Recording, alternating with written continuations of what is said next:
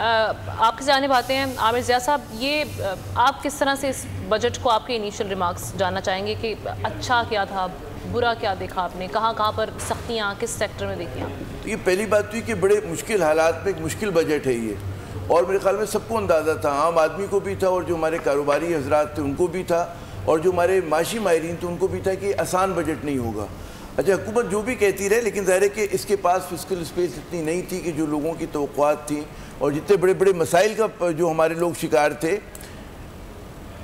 جی عامر صاحب آپ بات جاری رکھیے گا۔ تو میں یہ عرض کرتا کہ اتنی فسکل اسپیس نہیں تھی ہماری حکومت کے پاس کہ وہ کوئی بہت زیادہ مہم جوئی کر سکے۔ ہمیں سمجھنا ہی چاہیے کہ ہم لوگ جو ہیں بالکل ایک کہتے ہیں ٹائٹ، وہ کہتے ہیں روپ کے اوپر اس وقت پاکستان سفر کر رہا ہے۔ ایشو کیا ہے ہمارے پاس کہ ہمارے پاس ایکسٹرنل لائبلٹیز بہت زیادہ ہیں، ہمیں 25 سے 27 ارب ڈالر جو ہیں وہ بیرونی ملک کے قرضے میں دینے ہیں، بالکل وہ ہمارے اوپر کمٹمنٹ ہے۔ اچھا، اگر آپ اس میں جیسے بھی لغائی صاحب فرما رہے تھے کہ ہماری معاشی گروتھ میں جب ہم اضافہ کرتے ہیں تو اس کی وجہ سے کیا ہوتا ہے، کیونکہ گاڑی پرانی ہے اور اس میں اسٹرکچرل فلاز ہیں تو اس میں ہمارا کرنٹ اکاؤنٹ ڈیفیسٹ بہت زیادہ بڑھ جاتا ہے، جو کسی بھی اسٹیٹ بینک کے لیے بڑی خطرناک صورتحال ہوگی۔ تو اب کرنا یہ ہوتا ہے کہ جی آپ کو اس کو بھی قابو رکھنا ہے، ایکسٹرنل اکاؤنٹ کو بھی اور اپنے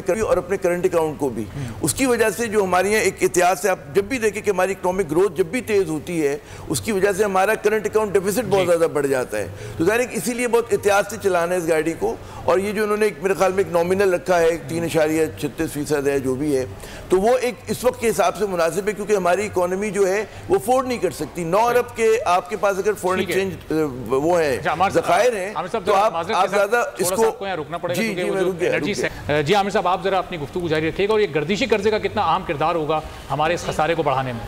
دیکھیں، پہلے تو یہ جو میکرو اکانومی کے نمبرز ہیں نا وہ ہمیں دیکھنے چاہیے کہ اس وقت جو گورنمنٹ نے کیا کیا ہے۔ کہ آپ دیکھیں کہ اس مرتبہ ہمارا کرنٹ اکاؤنٹ اتنا زیادہ نہیں رہا جو ہمارا آؤٹ گوئنگ فسکل ایئر ہے، بمشکل 200 ملین کے قریب ہے، 200 ملین ڈالرز کے قریب ہے۔ اس مرتبہ آپ دیکھیں ہدف انہوں نے رکھا ہے کرنٹ اکاؤنٹ ڈیفیسٹ کا اراؤنڈ 4.5 بلین، جو کہ کافی سبسٹینٹیو ہے، لیکن یہ مینیجبل ہے کہ اگر انہوں نے اپنا ایکسپورٹ ٹارگٹ کو اچیو کر لیا اگلے برس کے، اور جتنا ہم لوگ ریمیٹنسز کی توقع کر رہے ہیں وہ اگر ہمارے پاس آ جاتی ہیں تو پھر اس کا مطلب یہ ہوگا کہ پاکستان جو ہے بالکل کہتے ہیں نا کہ